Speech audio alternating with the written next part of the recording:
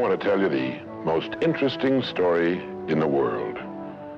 Why a person becomes the person he becomes. Why a little boy or a little girl grows up to be the kind of person he or she becomes. Now, the estimates by the experts in this field are that most of us are using somewhere around 5% of our real potential. Some experts say as little as 1%. It means that we're only giving about 5% of ourselves to what we're doing, to our days, our work, our families, everyone we know, our entire environment. But it also means that we're only experiencing 5% of the fun, 5% of the joy, 5% of the rewards we could be knowing, or less. All the experts are agreed that in each of us, there are deep reservoirs of ability, even genius, that we habitually fail to use. Why? We know that most people desire by nature to succeed. But what is success? What is this word that has become so famous in the world? What does it mean? Most people don't know what success is all about.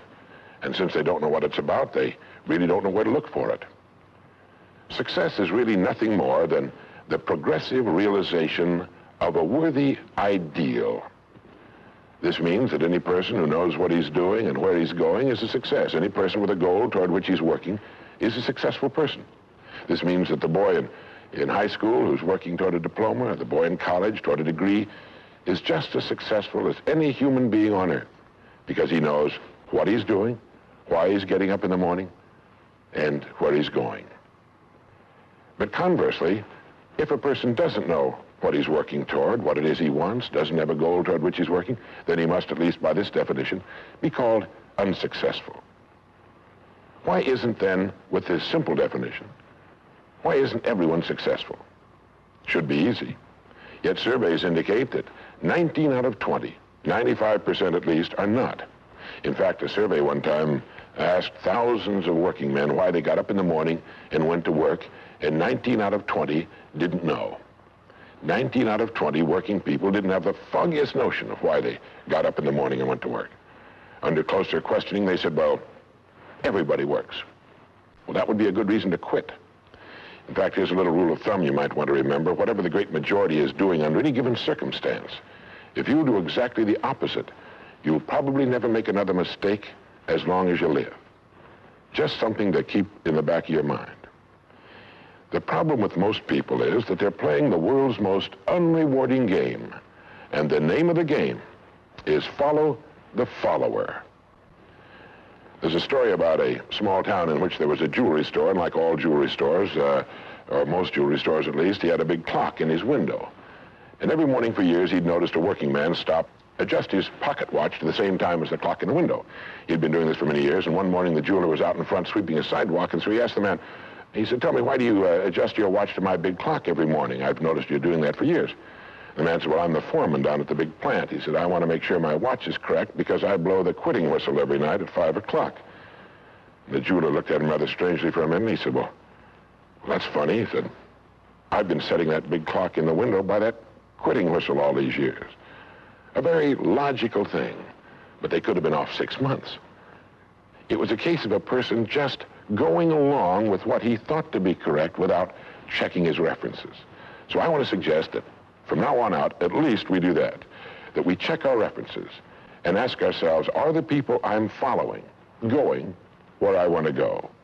Let me tell you the story of what we might call the average young man in our society. Now, from the time this boy is born, there's only one thing on earth he can do, and that's to begin to think, act, and talk like the people by whom he's surrounded. This is all in the world he can do. But right off the bat, the odds are 95 to 5 that he's thinking, acting, and talking like the wrong group. They're wonderful people. They love him. They'd do anything in the world for him. They want him to succeed. But the odds are 95 to 5 they haven't got the answers he needs if he's to reach fulfillment as a human being, if he's to reach this success that he wants, if he's to reach into these deep reservoirs of ability and genius we know he possesses and draw it out. Well, he starts in school. The most important thing to a little boy in school is to be liked by the other little boys in school. And so at this tender age, he begins to follow other little boys his same age who don't know any more than he knows and who do not necessarily have any capacity for leadership.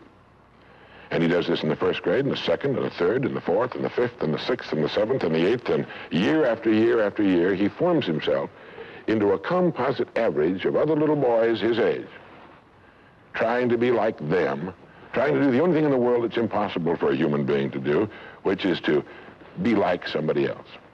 Now, let's say he goes all the way through school, usually goes in the military service. Again, he's caught in a vice-like grip of conformity. Now, let's say he's 25 years old, out of school, out of service. What's he going to do? As a rule, he'll go back to his hometown, unless he's married, in which case he'll go to his wife's hometown. But let's say he goes back to his own hometown. He's single. He doesn't know quite what to do. And he's standing on a corner one morning, and a friend that he knew in school comes up and says, "Hi there, Charlie, what are you doing?" He says, "Nothing." He said, "Why don't you come down and work where I work? It's a pretty good place. The pay's regular. We got all kinds of fringe benefits and so on." And so he does. The odds are about, again, 95 to 5 that his first job is taken as a result of random application. On the job, without thinking about it, the most natural thing in the world for him to do is to look around, see how the other guys are doing their job, and to begin doing his the same way, assuming that what is normal for them is normal for him. No reason for this. He doesn't think about it. He just does it. Now, he has stretching in front of him 50 years or more in the golden age that man has been dreaming of since the days of ancient Greece. What's he going to do with these 50 golden years? Well, let's take a close look at him. We know that he works 40 hours a week, as a rule. 40 hours a week, which leaves him 72 hours a week when he's neither working nor sleeping. 72 free, discretionary hours each week to do with as he pleases. Now, at this point, of course, he's married. He has his little house and his little car. And this is about what he does with his free 72 hours every week. He'll do what the other fellows are doing with their free 72 hours every week, which is virtually nothing at all. On a typical day, he'll quit right on the dot, get in his little car, go to his little house, go in his little kitchen, kiss his little wife, and say, "I'm tired." They've even figured out why he says that. The experts believe that he used to hear his father say that back when men used to get tired working during the day, and he picked it up, and he repeats this every night when he gets home. He bolts his little meal and then heads for the living room where he turns on his escape box. Click. Takes 15 or 20 seconds for the screen to light up, a period of time he finds interminable, but he gets through it somehow. Maybe kicks the dog, or thumbs through a magazine or something. But then the screen lights up, and he does too a little bit, and there in front of him, he sees people in all kinds of funny old-time costumes, all killing each other at a great rate. One expert has agreed that the average family can see more death and bloodshed and carnage on his television set in a week than Crassus saw when he crucified 6,000 prisoners on the southern road to Rome. But you know how those experts are. He could certainly be off one or two. But he sits there for about 5.5 or 6 hours. 25% of all free time now is spent in front of the tube, according to the latest statistics. Now, there's nothing wrong with this particularly, except that he's watching other people who are earning excellent incomes in the pursuit of their careers, while he doesn't make a nickel, and gets the only two things you can get from watching TV on that kind of a schedule. He gets red eyes and a hollow head. Now, this is not meant to be an indictment of television. I've got a couple of television sets at home, too. I have a couple of cars at home, too, but I don't go home at night and drive around the block for 6 hours. If there's someplace I want to go, fine. My car will take me there. If there's a great program, like a golf match or something like that, I want to see it. But he sits there for 6.5 hours until finally his wife, who's a little more practical than he is, taps him on the shoulder, and she says, "Charlie, I think it's about time you went to bed. You've got to get up in the morning, go to work." And he's okay, and he shuts it off. He knows how to do that. He just shuts it off and goes to bed. Next morning he gets up and he does this all over again. He does this every day for 40 years. At the end of 40 years, he's retired, which always kind of catches him by surprise. No one's ever figured that one out either. And then he dies at 85 or 90, the way medical science is moving us along, out of sheer boredom. Well, what's the problem? Is there a tragedy here? Not really, if that's the way Charlie wants to spend his life, our mythical, hypothetical young man. If he wants to spend his life that way, that's his business. He lives in a free society, he can do anything with it he wants. But there's a terrible tragedy here if he's living that way because of the total lack of a decision. If he's living that way simply because he's still doing what he was doing in the first and second grade, and that's going along with the fellows up and down the block on the unspoken assumption that they know how to live, then there's a real tragedy there, because they've never known how to live, not in all the recorded history of mankind. He never finds out who he is. He never reaches into the deep depths of his abilities, his talents. He never learns that he can have just about anything he wants in the world, that he can call his own shots, tell his own fortune. And it's kind of a pity. Well, what's needed? Well, what's needed, I think, is a checklist, like an airplane pilot uses. I think that living successfully is as important as flying an airplane. And here's some of the things that I think should be on that checklist that could help this man live a more meaningful, more interesting, more exciting, more enjoyable life. The first thing that he ought to have on his checklist, in my opinion, is the word a goal. A man without a goal is like a ship without a rudder. He doesn't know where he's going. He then belongs to that 95% that are just living day by day, month after month, like a starfish or an amoeba. He needs to know where he's going. Back in the early days of navigation, sailors used to see a strange sight in the Antarctic. They'd see a giant iceberg towering high out of the sea, and it would be moving against the wind. The wind would be blowing this way. The great iceberg would be moving right into the teeth of the wind. And this, of course, frightened the sailors whose ships were powered by the wind, until it was discovered that, of course, only a fraction of the great berg was visible, and that its huge, ponderous roots were caught in the great currents of the ocean. And it was being borne purposely along its way, regardless of the winds and the tides on the surface. Well, this is what a man needs. He needs his roots deep in a great mainstream of his own choosing, and then he'll move along his way, regardless of the winds on the surface of his life or short-term expediency, and he'll get to where he's going.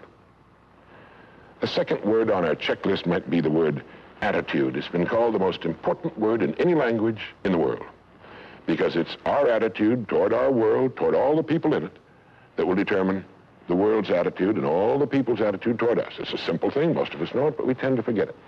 People will react to us according to our attitude. And our attitude is the greatest gift we can be given. You know, the little creatures of the world were given a wonderful gift by Mother Nature called protective coloring, in which they can blend into their background without being seen. But man was not given this great gift, because man was given an incalculably greater one. Only man has the godlike power to make his surroundings change to fit him, because his environment will change as he changes. A man's environment is a merciless mirror of him as a human being. And if he thinks his environment can stand a little improvement, all he has to do is improve, and his environment will improve to reflect the changing man.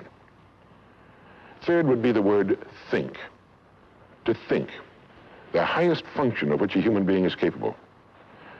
It was put pretty well by the great Pulitzer Prize-winning playwright Archibald MacLeish in his great play, The Secret of Freedom, in which he has one of his characters say, "The only thing about a man that is a man is his mind. Everything else you can find in a pig or a horse."